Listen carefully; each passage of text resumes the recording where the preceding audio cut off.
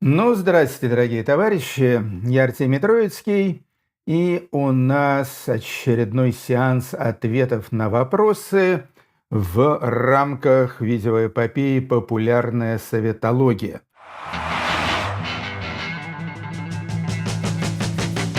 Сегодня будем говорить, даже не столько вопросы, у нас скорее всякие комментарии, дополнения и так далее, что я, кстати, очень ценю. Сегодня будем говорить о сером рынке, ну и немножечко добьем еще это дело блатом. Итак, поехали. Вот что пишут наши зрители.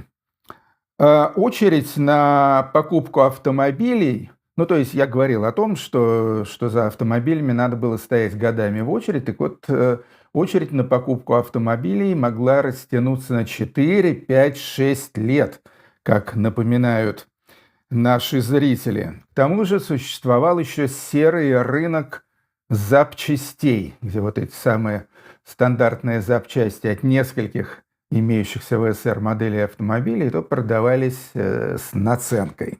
Еще один зритель пишет о том, что я забыл сказать о сером рынке медицины и фармацевтики.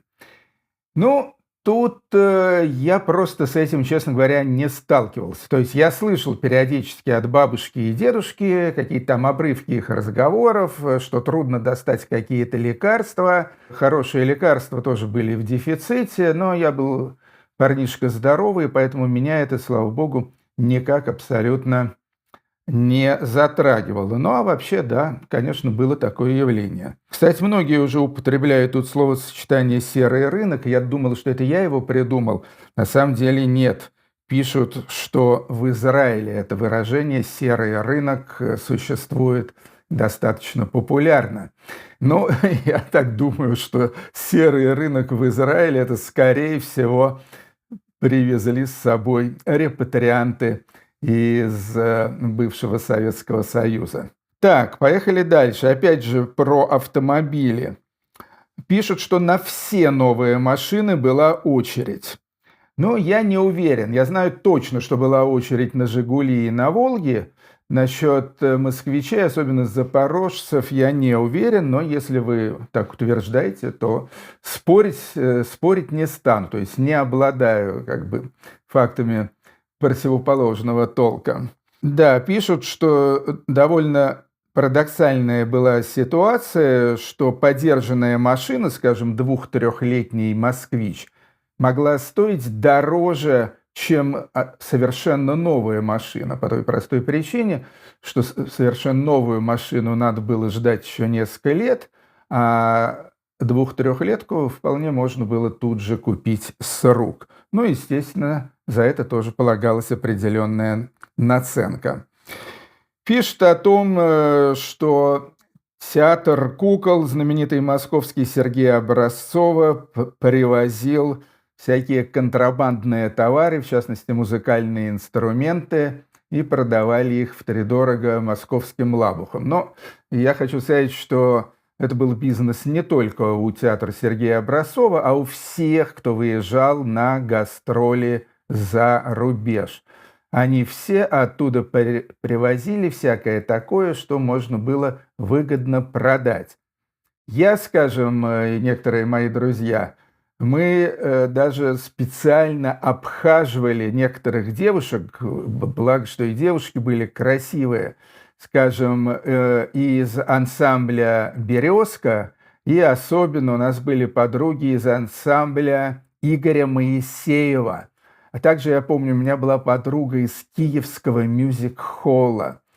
Вот, ну, то есть мы с ними крутили шашни, отчасти потому, что, это вообще весело, и девушки симпатичные, но отчасти потому, что мы всегда заказывали этим девушкам там какие-то нужные нам пластинки, иногда шмотки или там книги или что-нибудь еще. И они это дело привозили, и это был бизнес, ничего личного, покупали их по рыночной стоимости у любимых девушек. Дальше вопрос. Вот серая экономика – это как в Китае было, и если бы в Советском Союзе, значит, дать развиться этой серой экономике, как в Китае, может быть, какой-то толк бы вышел, по крайней мере, в экономическом отношении. Но я думаю, что нет, это не совсем так, потому что все-таки китайское вот это пресловутое экономическое чудо, оно случилось не столько благодаря серой экономике, вот многочисленным спекулянтам, барахолкам, уличным рынкам и так далее. Нет, ну то есть это тоже сыграло роль, но я думаю, что не определяющую. Главным все-таки были западные инвестиции. В Китае была невероятно дешевая, супердоступная рабочая сила, и западные компании начали там строить заводы в огромных количествах, заводы, фабрики, ну, в результате чего Китай, как известно, и превратился в такую всемирную мастерскую. Вот, то есть это все-таки пошло не от уличных рынков, а в большей степени от всяких долларов, евро и фунтов, которые потекли в Китае, когда там либерализовали экономическую политику и завели вот все эти рыночные отношения. Да, но опять же тут вот довольно много пишут про автомобили, называют всякие цены, пишут о том, что новые автомобили дорожали постепенно, то есть «Жигули» там сначала 5 тысяч, потом 6, потом 8 там и так далее. Ну, разумеется, естественно, ну а что же дешеветь-то будет? Ничто не дешевеет. Дальше небольшой спор по поводу АБХСС и спекулянтов. То есть пишет тут наш комментатор, что АБХСС проводили облавы на барахолках и винтили там тех людей, которые продавали по нескольку новых вещей. Ну, я не знаю, я, в общем-то, на барахолках бывал крайне редко, с этим не сталкивался. Естественно, винтить людей, которые продают там сразу несколько вещей, это глупо, абсурдно. Они могут продать себя там и ковтенку, и брючки, и галстучек, и так далее, и никто их в этом не обвинит. Если несколько именно новых вещей, ну да, это уже подозрительно, можно подумать, что это там какой-то опт, какая-то партия, но я думаю, что только крайне неопытные люди на барахолках могли себе это позволить. Именно в силу того, что это было слишком, очевидно, уязвимо, да. Обычно, если продавали опт, то это делалось по-другому. Обычно подписывали клиента где-то, скажем, на том же рынке или около комиссионного магазина, вот, потом ввели его в какие-то укромные места, где никакого АБХС не было и быть не могло, и там уже, собственно говоря, осуществляли торговую сделку. И хочу зачитать тут одно длинное письмо от некоего Сергея, я так понимаю. Оно довольно хаотичное, но, в общем, все по делу по поводу экономики российской теневой. То же самое было в промышленности и вообще в экономике, ну, имеется в виду серый рынок. Там также был на все дефицит. Ну, такая довольно стилистика тут сложная. Также был на все дефицит, на любые гвозди и материалы. В бумагах писали одно, а вагоны шли не туда, растворялись на просторах бардачной экономики. Символ СССР было, что цемента нет, то есть предприятие его добывало по блату. За вагон цемента надо было дать какие-то свои вагоны, вынуть из плана и провести это по другим бумагам. Директор был крепкий хозяйственник, то есть знал, где что добыть и связи где надо. Выгода перед буржуйской фирмой было, что станки и рабсилу вам дает государство, а сливки вы кладете в карман себе. Да, это верно.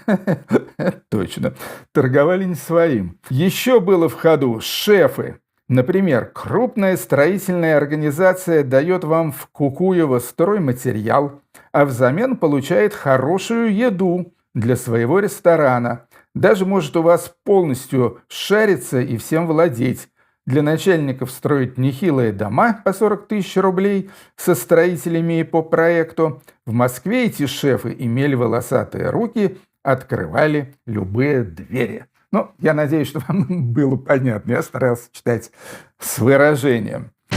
Поехали дальше. Вот теперь по поводу блата как раз. Тут совершенно верно дают наши корреспонденты историческую справку о том, что слово «блат», оно вообще немецкого происхождения, то есть «блат» по-немецки это значит «лист», лист бумаги, «Handelsblatt» там и так далее. Появилось это все при Екатерине II, которая женщина была аккуратная, ввела в России, значит, всяческие такие западные нормативы бюрократии, и существовали там, в частности, вот эти самые блаты. Это был такой листок, который освобождал россиян, ну, естественно, это не касалось, там, скажем, каких-нибудь крепостных крестьян, да, вот, но таких более или менее статусных россиян, эти листочки, эти блаты освобождали, скажем, от воинской службы, что было важно уже и тогда тоже, освобождали их от налогов, опять же, что было очень важно, и так далее. То есть вот этот самый блат давал гражданам некие привилегии. Вот с тех пор, значит, с этого чистого листа и началась грязная блатная история. Тут, кстати, пишут, что вот именно блат развалил СССР, поскольку морально его проел и так далее. Ну, трудно сказать, я-то не считаю развал СССР вообще крупнейшей геополитической катастрофой, как некоторые полагают. Поэтому я считаю, что если блат и развалил СССР, хотя это некоторое преувеличение, вот, в общем-то, развалил и правильно сделал. Спорят со мной, я сказал, что блат в некотором отношении уравнивал людей. Нет, пишут, наоборот, те, значит, у кого блата не было, они оказывались в еще более униженном положении. Ну, это в принципе, теоретически это так. Но, в общем-то, блат бывал у всех или почти у всех. То есть те, у кого не было блата, но это были совсем уж такие конченые несчастные люди, абсолютно непредприимчивые и так далее. Популярнейшей поговоркой советской было «хочешь жить, умей вертеться». Поэтому все так или иначе стремились к тому, чтобы такой или сякой вот этот самый блат поиметь, обменять свой блат на чужой блат, там и прочее, прочее. Поэтому на самом деле, в общем-то, блат служил некоторой такой вот иногда социальной, но обычно экономической уравниловке. И те, кто был совершенно как бы обделен чем-то с помощью вот этих блатных интриг, он мог все-таки решать свои проблемы.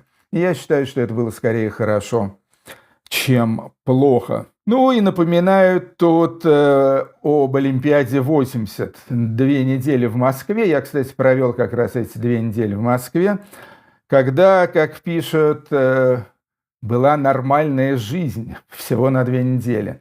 Но я бы не сказал, что жизнь была нормальная. Нормальная она была только в том смысле, что завезли в магазины большое количество продуктов, в основном финских. То есть был всякий алкоголь, в частности, неограниченное количество финских ликеров, были какие-то там и колбасы, и какие-то кондитерские изделия импортные и так далее. Их завезли вот на 2 недели. Вот. Потом они, естественно, все сгинули, схлынули. Второе, что было, это уже, в общем-то, менее приятно, это то, что город сильно опустел. Он сильно опустел, потому что многим специально давали отпуска на время Олимпиады, чтобы они там зря не шлялись, иностранцев не пугали. И потом из Москвы тогда выслали большое количество народу. То есть всяких там бомжей, проституток, в общем, антисоциальных элементов из Москвы выселили за так называемый 101-й километр, ну, скажем, в город Александров по Ярославскому направлению, куда выслали одну мою подругу. Значит, потом, в общем-то, им можно было вернуться. И, в общем-то, город был такой довольно-таки пустынный, прям скажем. Пишут тут, вот этого я не знал, но пишут, что, оказывается, со всей страны согнали в Москву офицеров МВД, которые работали просто водителями общественного транспорта. То есть почему убрали обычных номинальных шоферов, я, честно говоря, не знаю, но готов допустить, что так оно примерно и было. Но я не посещал никаких спортивных сооружений Олимпиады, во-первых, потому что спортом вообще не интересуюсь, во-вторых, потому что это совпало с двумя очень печальными событиями в моей жизни, то есть почти в один день умер мой любимый скотч-терьер Фан-Фан. Вот сначала болел, вот я его выхаживал, потом умер, я его похоронил, и похоронил я его аккурат точно в тот же день, когда хоронили Владимира Семеновича Высоцкого. Поэтому, о чем я очень жалею, но по-другому было нельзя. Вот, я даже не ходил на похороны Высоцкого, хотя, в общем, все мои друзья там были. Вот, это было, конечно, грандиозное событие в жизни Москвы. Вот, то есть настоящие москвичи, они на самом деле были на похоронах Высоцкого, а не на Олимпийской всей этой показухе. Зато я неплохо провел время в 2018 году во время чемпионата мира по футболу. Я в это время тоже оказался в Москве, тогда я еще регулярно ездил в Москву, никто меня там особо не винтил. И мне очень понравилось, надо сказать. То есть обилие иностранцев, таких свободных, веселых и раскрепощенных, очень к лицу Москве. Второе, что очень к лицу Москве, что я понял в 2018 году, это когда менты ведут себя сдержанно, вежливо и культурно. То есть тут им, опять же, явно был дан строжайший наказ быть милыми, хорошими, потому что иностранцы буквально там тысячами на каждом шагу, и они себя хорошо вели. И вот это вот как бы присутствие большого количества веселых людей и отсутствие, такое зримое отсутствие, по крайней мере, ментовни, вот это как-то очень, как говорится, способствовало украшению города-героя Москвы. И совсем напоследок один вопрос, совсем не по теме, но довольно забавный, поэтому я решил на него ответить. Почему Цой закатывал рукава все время? Могу сказать почему. Потому что в начале-середине 80-х годов была такая мода. Эту моду ввели англичане, группы направления «Новая романтика», то есть это Спандау Балет, Дюран-Дюран, любимые цоевские, эти Ультравокс и так далее. Вот они ввели эту моду, пиджаки с закатанными рукавами.